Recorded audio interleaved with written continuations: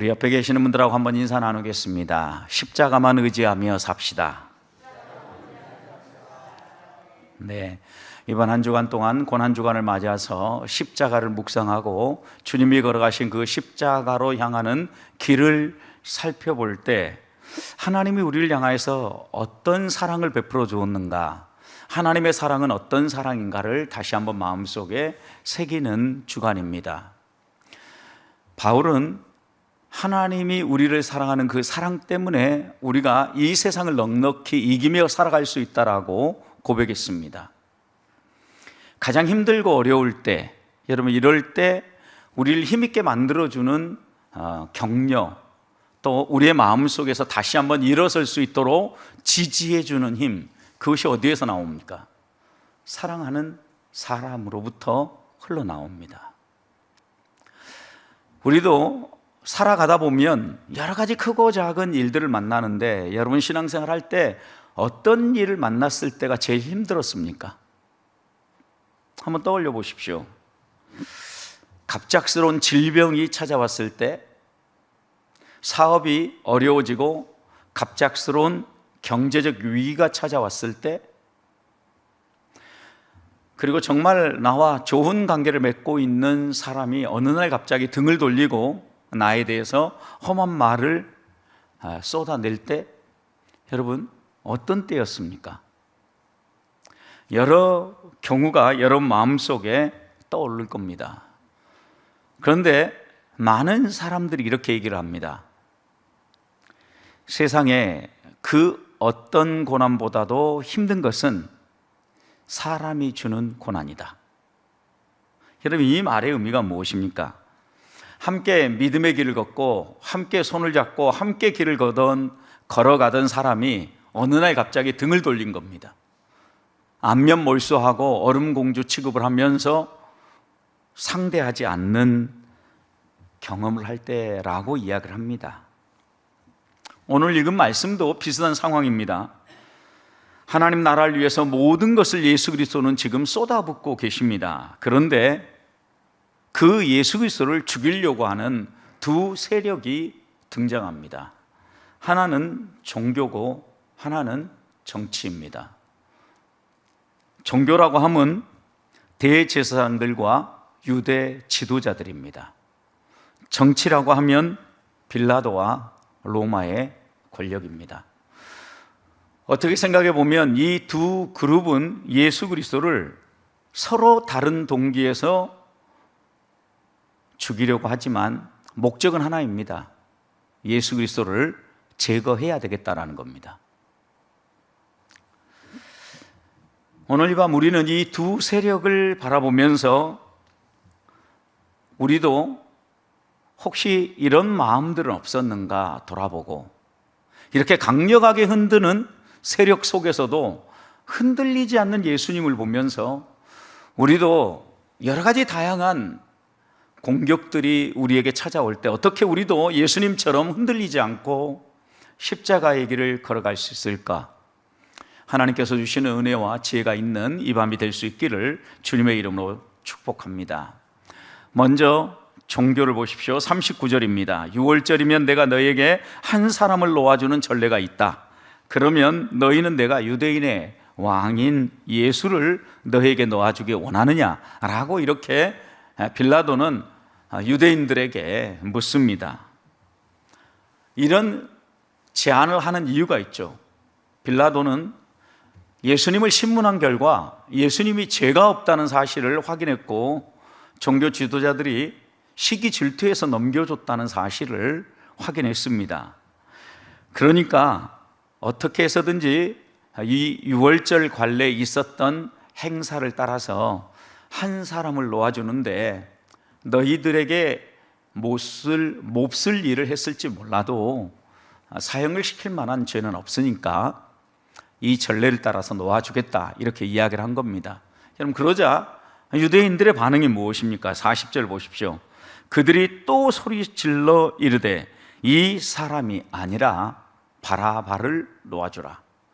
여러분 그 전례를 따라서 놓아줄 사람은 당신의 생각처럼 예수가 아니라 바라바라는 사람을 주십시오. 여러분 죄 없는 예수님은 죄를 덮어 씌워서 죽이고 흉악범인 바라바는 사면에서 살려달라고 군중들은 외치고 있는 겁니다. 이들이 이렇게 주장하는 이유는 무엇입니까? 그들은 그들만의 확고한 논리가 있었습니다. 그게 무엇입니까? 19장 7절에 가서 보십시오. 유대인들이 대답하되 우리에게 법이 있다. 이 법이 뭡니까? 율법이죠. 그 법대로 하면 그가 당연히 죽을 것이다. 이유를 그 다음 이렇게 얘기했습니다. 그가 자기를 누구라고요? 하나님의 아들이라고 주장했기 때문이라는 거예요. 여러분, 그들의 법에 따르면 신성모독죄는 사형이라는 거예요. 우리가 뻔히 안다. 저 사람이 나사렛에 태어난 사람이고 우리와 함께 성장한 사람이 있고, 그런데 어떻게 저 사람이 하나님의 아들이냐? 우리 법대로 하면 저 사람은 확실하게 신성모독죄다. 그러니까 우리가 이렇게 끝까지 십자가에 매달라, 십자가에 못 박으라 라고 외치는 것은 이유가 있다라고 그들은 주장하는 겁니다. 유대인들은 율법을 잘 아는 사람이었습니다. 성경을 읽는 사람이었습니다.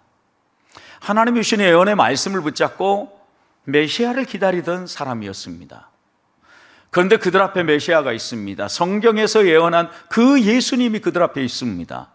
그런데 성경을 읽고 예언의 말씀을 연구하고 메시아를 기다린다는 그들이 정작 메시아를 알아보지 못하고 죽이고자 하고 있는 겁니다. 여러분, 또 오늘 보면 5절을 보십시오. 빌라도는 채찍질로 인하여서 반쯤 죽어가고 있는 예수님을 군중들에게 보여줍니다. 5절 보십시오. 이에 예수께서 가시관을 쓰고 자색옷을 입고 나오시니 빌라도가 그들에게 말하되 보라 이 사람이로다.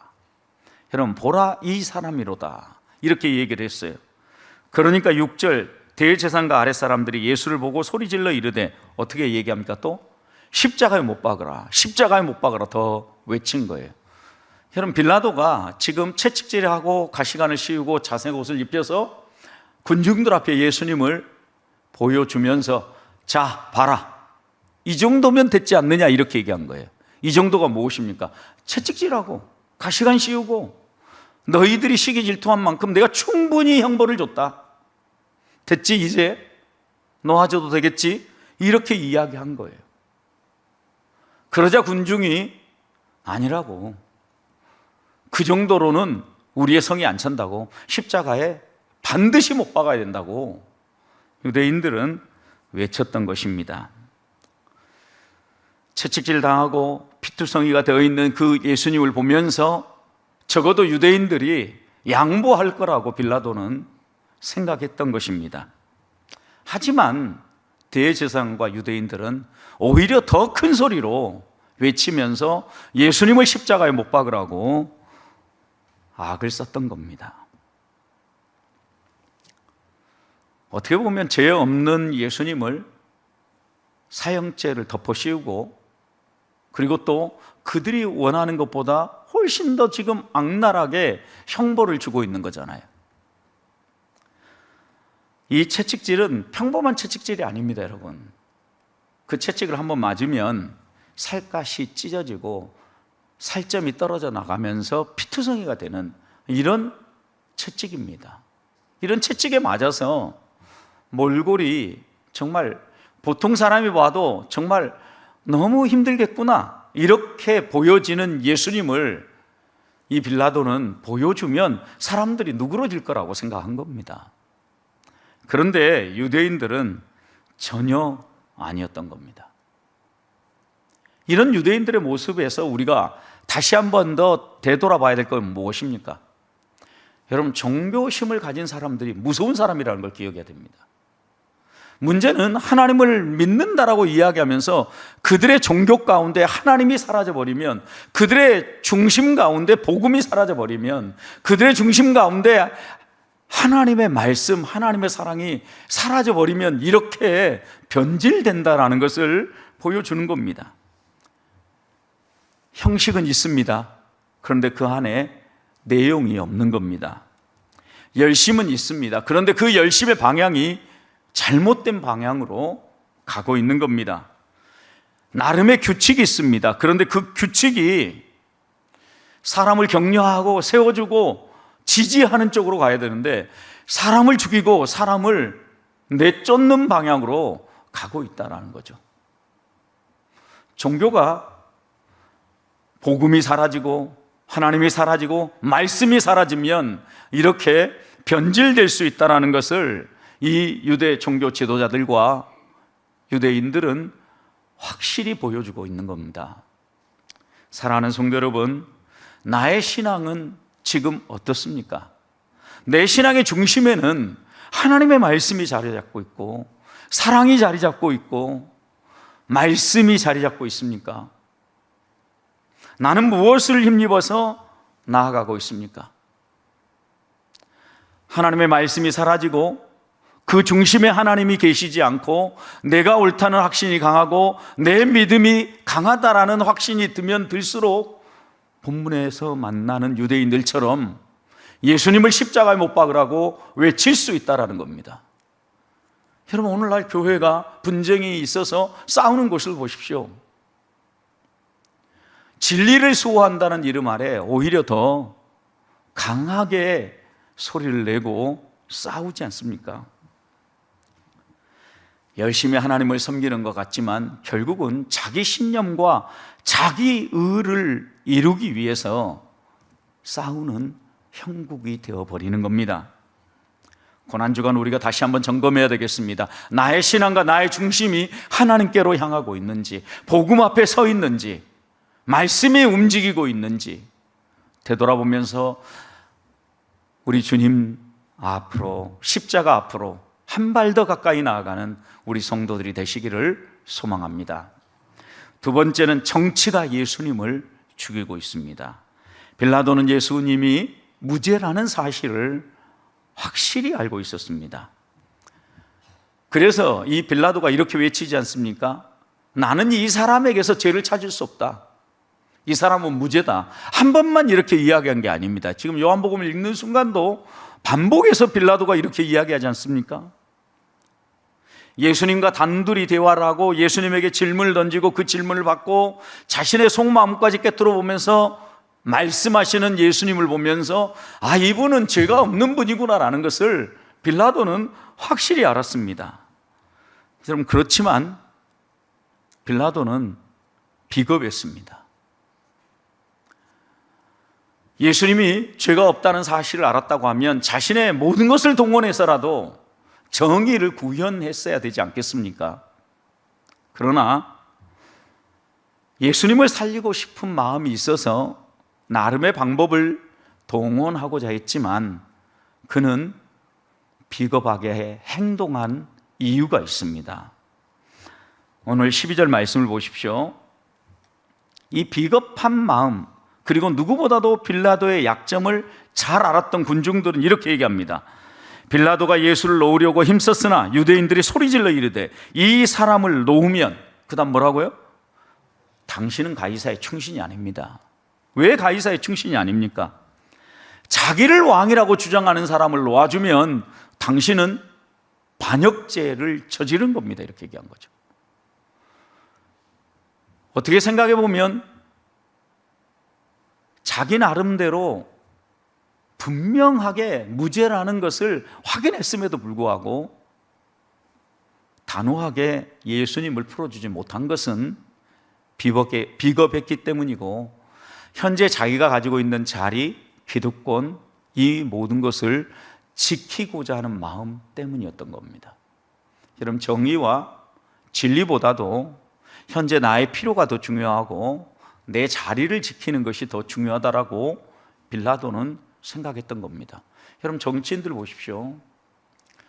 우리는 때때로 정당도 바꿔가면서 표만 얻고 자기 자리만을 얻으려고 하는 그런 정치인들 강야에서 철새와 같다라고 이야기를 합니다.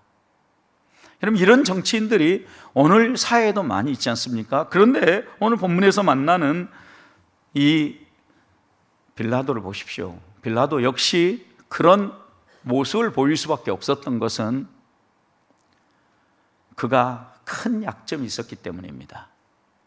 자신은 이 군중들 그리고 이 유대인들이 지지해 줘야만 총독으로 자리를 지킬 수 있다라고 생각한 겁니다. 이 권세가 어디에서 나온지 모른 거죠. 그래서 오늘 본문 말씀 보면 당신은 가이사의 충신이 아닙니다. 스스로를 왕이라고 이야기하는 사람을 놓아주면 반역하는 것입니다 라는 말에 한 번에 꺾인 겁니다. 여러분, 이것은 배경을 좀 더 알아야 되는데, 이 빌라도를 생각할 때 여러분, 그 당시 로마의 황제가 누구였는가를 생각하고 또 그가 어떤 생각을 가지고 있었던가 좀 우리가 살펴볼 필요가 있습니다. 그 당시 로마 황제는 가이사였습니다. 아구스도 가이사. 근데 그 앞에 황제는 율리우스 가이사였습니다. 그런데 이 율리우스 가이사가 내가 가이사라고 주장하면서 외쳤던 것은 자신이 신이라고 외쳤던 겁니다. 그 당시에 그래서 로마의 황제들은 신이라고 사람들에게 인식되어졌던 겁니다. 그러니까 로마의 왕권, 로마의 권력의 기초는 신의식에 있었던 거예요. 그러니까 로마의 황제가 신이고, 여러분 이제 그 다음 때를 이어서 가이사 아구스도가 황제에 올랐다고 하면 그는 누굽니까? 그 아버지가 신이라면 신의 아들이죠, 여러분. 그런데 신의 아들이라고 주장하는 또 다른 사람이 나온 거예요. 누가요? 예수님이. 그러면 지금 있는 가이사 아구스도가 신의 아들이라고 모든 사람이 인정하고 로마의 통치의 권력 아래서는 이 사람이 신의 아들이라고 외치고 있는데, 갑자기 저쪽에서 한 사람이 올라와가지고 내가 신의 아들이야 라고 외치는 거예요. 지금 이 부분을 가지고 유대인들이 이 빌라도를 공격하는 겁니다. 아니, 우리에게 신은 누굽니까? 가이사밖에 없고 우리에게 왕은 가이사밖에 없는데 저 예수가 유대인의 왕이라고 얘기하는 거, 이건 말도 안 됩니다. 저 사람은 반역죄입니다. 처형해야 됩니다 라고 유대인들이 외치고 있는 거죠, 여러분. 가장 강력한 무기로 빌라도를 흔들었던 겁니다. 빌라도는 지금 이제 선택의 기로에 있습니다. 선택해야 될 순간입니다. 황제를 선택할 건가, 예수님을 선택할 건가? 권력을 붙잡을 것인가, 진리의 말씀을 붙잡을 것인가? 나의 자리를 붙잡을 것인가, 정의를 구현할 것인가? 여러분, 이 갈림길에서 빌라도는 황제를 선택했고 권력을 선택했고 자기 자리를 선택한 것입니다. 예수님이 무죄라는 사실을 알면서도 십자가에 처형하라고 내어줬기 때문입니다. 무엇 때문에요? 당신은 가이사의 충신이 아니라는 이 말에 넘어졌고, 예수님이 유대인 왕이라고 주장하는 이것을 반역죄로 몰아서 그를 사형에 처하도록 오늘 읽은 마지막 절 보면 이에 예수를 십자가에 못 박도록 내어주니라. 여러분, 빌라도는 완전히 무너진 겁니다. 무엇이에요? 정치에. 결국 예수 그리스도를 십자가에 못 박고 죽인 장본인은 정치입니다, 정치. 빌라도가 오해한 게 하나 있습니다. 빌라도는 자신에게 예수님을 처형할 권한이 있다라고 생각했습니다. 여러분, 그래서 오늘 본문을 자세히 읽어보면 내가 너를 풀어줄 권한도 있는데 왜 너는 나에게 구걸하지 않고 왜 너는 나에게 도와달라고 이야기하지 않느냐? 빌라도가 예수님에게 이렇게 이야기를 합니다. 그때 예수님의 대답이 무엇입니까? 위에서 하나님께서 너에게 그 권세를 주지 않았다고 하면 너가 나를 체포도 못했을 거고 나를 신문도 못했을 거라는 거죠. 위에 계신 하나님이 주신 권한을 가지고 너가 지금 이 자리에 있다는 사실을 기억하라는 거죠. 우리가 여기에서 또 다시 한 번 더 생각해야 될 것은 세상의 정치와 권력과 세상의 여러 흐름 가운데서 우리가 서 있을지라도 놓치지 말아야 될 것은 모든 힘은, 모든 권력은, 모든 권위는 위에 계신 하나님으로부터 내려온다라는 이 신앙 고백입니다. 하나님이 세우시기도 하고 하나님이 꺾으시도 하신다는 믿음입니다. 그래야만 우리는 무엇이 옳은지 무엇이 옳지 않은지 분명한 이해가 생겼을 때 끝까지 옳은 길을 선택하며 걸어갈 수 있다는 겁니다. 사람으로부터 권력이 나오고 이 세상에 그 누구가 내 자리를 지켜주고 이 세상에 그 어떤 사람이 나를 먹여 살린다라고 생각하면 결정적인 순간에 우리는 흔들릴 수밖에 없습니다. 정치는 때때로 오른쪽으로도 가고 때때로 왼쪽으로도 갑니다.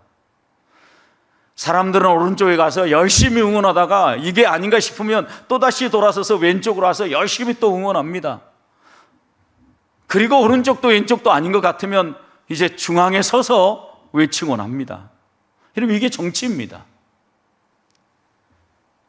그런데 수많은 사람들은 그 정치가 나를 존재하게 만들고 나를 먹여 살리고 국가를 움직인다라고 생각을 합니다.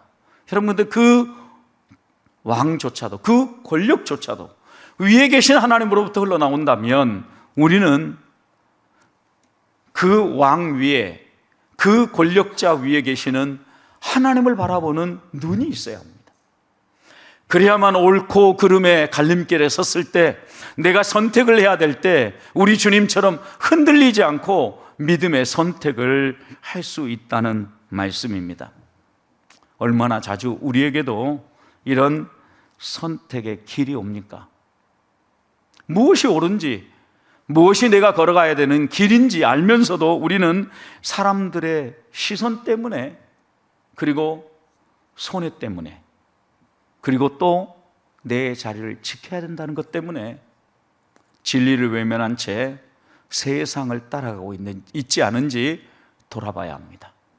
만약 우리가 세상을 따라가고 있다면 우리도 정치로 예수님을 죽였던 2000년 전에 그 사람들처럼 또다시 예수님을 십자가에 못 박고 있는 것입니다.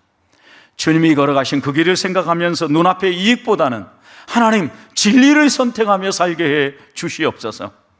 사람들의 눈치를 보기보다는, 인기를 구하기보다는 하나님의 뜻을 찾고 그 길을 걸어가게 해 주시옵소서. 기도하는 밤이 되시기를 소망합니다. 마지막으로 이 두 세력의 강력한 공격에도 우리 주님은 흔들리지 않았습니다. 종교의 칼날이 겨누어지고 정치의 압박이 그의 목줄을 죄고 공격해 와도 예수님은 당당했습니다. 오늘 1절부터 3절 말씀을 보십시오. 빌라도는 예수님을 데려다가 채찍질을 합니다. 여러분, 이 채찍질이 어떤 채찍질입니까? 단순한 해초리가 아닙니다. 새 구슬이 박혀 있습니다. 그 가죽에 양의 뼈 조각 같은 이런 뼈 조각들이 박혀 있습니다.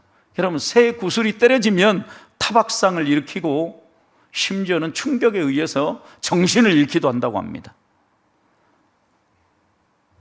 뼈 조각은 채찍이 가해질 때 살갗을, 피부 조직을 침투해 들어와서 찢어 살점을 뜯어낸다고 합니다. 여러분, 그러니 얼마나 예수님이 피투성이가 됐겠습니까? 그래서 한 번에 계속 때리면 보통의 사람들은 쇼크로 인하여서 쓰러져 버리기 때문에 5분 이상 채찍질 할 수 없다고 합니다. 멈췄다가 다시 때리는 겁니다. 여러분, 그러니까 보십시오. 오늘 2절 말씀도 보면 군인들이 가시나무로 관원을 엮어 그의 머리에 씌우고 자색 옷을 입히고 앞에서 이르되 유대인의 왕이여 평안할지어다 하며 손으로 때리더라. 여러분, 채찍질하다가 조롱하다가 손으로 때리다가 채찍질하다, 이 일을 반복한 겁니다. 왜 이런 일을 반복합니까? 한 번에 채찍을 가하면 어떤 사람도 견디지 못하고 그 자리에서 넘어져 버리기 때문입니다. 어떻게 생각해 보면 이렇게 고통스러운 채찍질을 예수님은 견디어내고 조용히 묵묵히 십자가를 향하여 걸어가고 있었던 겁니다. 예수님의 모습을 보십시오. 야, 내가 이렇게 채찍질하고 거반 죽을 정도로 때릴 권세도 있고 너를 십자가형에 처할 권세도 있고 풀어줄 수도 있다라고 이야기할 때 11절 예수님은 그 빌라도에게 그 고통스러운 순간도 이렇게 당당하게 이야기합니다. 예수께서 대답하시되 위에서 주지 아니하였다면, 하나님이 너에게 허락해 주지 않았다고 하면 나를 해할 고난이 없다. 우리 주님 얼마나 이 고통스러운 순간에도 당당하십니까? 예수님이 흔들리지 않았던 것은 모든 권세는 위에 계신 하나님 아버지께로부터 내려온다라는 믿음이 있었고, 지금 내가 이 고통을 겪는 것도 하나님의 손 안에 있다라는 믿음이 있었기 때문입니다. 하나님의 주권을 신뢰하는 믿음이 있었기 때문입니다. 우리도 세상에 강력한 핍박이 공격하고 사단이 이 세상의 여러 세력들을 동원해서 우리를 흔들며 우리의 믿음을 빼앗아 가려고 할 때 흔들리지 않을 수 있는 비결은 한 가지입니다. 하나님 아버지에 대한 신뢰입니다. 그분이 우리의 삶을 책임지실 뿐만 아니라 우리를 끝까지 인도하신다라는 믿음입니다. 예수님을 보십시오. 예수님은 자기 이해가 분명했습니다. 내가 하나님의 아들이고 무엇 때문에 이 땅에 오셨는지 소명의식이 흔들리지 않았다는 겁니다. 우리도 하나님의 부름을 받아 은혜로 구원받은 하나님의 백성이며, 내가 걸어가는 길은 십자가의 길을 따라가는 길이며, 생명의 복음을 전하며 죽어가는 영혼들을 살리라고 하나님이 나를 먼저 불러주셨다는 이 소명의식이 흔들리지 않으면 우리도 예수님이 걸어가신 그 길을 따라 걸어갈 수 있다는 말씀입니다. 종교는 하나님을 이용하여 예수님을 죽였고, 정치는 진리를 외면하고 예수님을 죽였습니다. 하지만 예수님은 그 죽음을 통해서 종교나 정치가 줄 수 없는 참된 자유와 영원한 생명을 이스라엘 백성들에게 주고 계시는 겁니다. 사랑하는 성도 여러분, 오늘 우리도 사탄의 공격이 있고 유혹이 있다라는 것은 내가 살아있다라는 반증이기도 합니다. 내가 살아있고 내가 하나님의 사람으로 믿음의 길을 걸어가면 반드시 사탄의 공격이 있고 유혹이 있다는 말씀입니다. 그리고 이 공격과 이 유혹은 우리가 넘어질 때까지, 예수님을 보십시오. 십자가에 처형될 때까지, 죽을 때까지 포기하지 않고 사단이 공격하는 것처럼 우리를 또 넘어질 때까지 사단은 우리를 공격하고 우리를 흔들어 놓을 겁니다. 하지만 두려워하지 않을 이유가 있습니다. 예수님이 걸어가신 그 길의 끝이 십자가가 아니었기 때문입니다. 십자가 뒤에 부활이 기다리고 있었기 때문입니다. 사탄이 아무리 우리를 공격하고 우리를 흔들어 놓고 죽음으로 우리를 몰아가도 우리는 그 죽음 너머에 하나님 나라가 기다리고 영원한 생명이 기다릴 뿐만 아니라 하나님의 선하신 뜻이 이루어지는 날이 있다는 사실을 믿는 것입니다. 이 믿음 때문에 우리의 믿음의 선배들은 톱으로 켬을 당하여 죽어도, 돌에 맞아 죽어도, 목베임을 당하여도 예수 그리스도를 부인하지 아니하고 예수님이 나의 구원자이라고 선언하면서 끝까지 믿음을 지켰던 겁니다. 그러니 히브리서 11장은 믿음의 사람들의 행적을 정리하면서 이들은 세상이 감당할 수 없는 사람들이었다라고 요약하고 있는 겁니다. 우리의 진정한 왕은 가이사가 아닙니다. 우리의 진정한 왕은 세상이 아닙니다. 우리의 진정한 힘은 재물이 아닙니다. 우리의 진정한 왕은 우리 하나님이십니다. 그 하나님이 나의 힘이시고 나의 구원자이심을 믿으면서 흔들리지 않는 믿음을 가지고 종교가, 그리고 정치가, 사탄이 어떤 방법으로 이 세상의 권력을 가지고 우리를 흔들어 놓아도 흔들리지 아니하고 우리 주님처럼 묵묵히 죽음 넘어 영원한 하나님의 나라를 바라보면서 십자가의 길을 걸어가는 우리 보배의 성도들이 되시기를 주님의 이름으로 축복합니다.